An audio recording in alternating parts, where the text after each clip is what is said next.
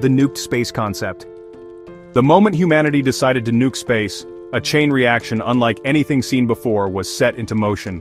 The explosion didn't just vanish into the void, instead it shattered satellites, space stations, and debris into countless fragments, each hurtling through orbit at thousands of miles per hour. This wasn't just a spectacular light show. It was the birth of a deadly storm of space junk.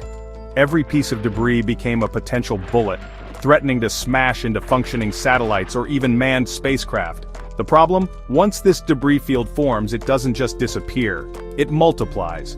Collisions create more fragments, which then collide with other objects, leading to an uncontrollable cascade effect.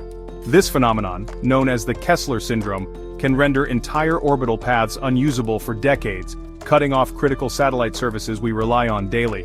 The fallout from nuking space was immediate and catastrophic, turning the once pristine orbits into a minefield that no one could safely navigate.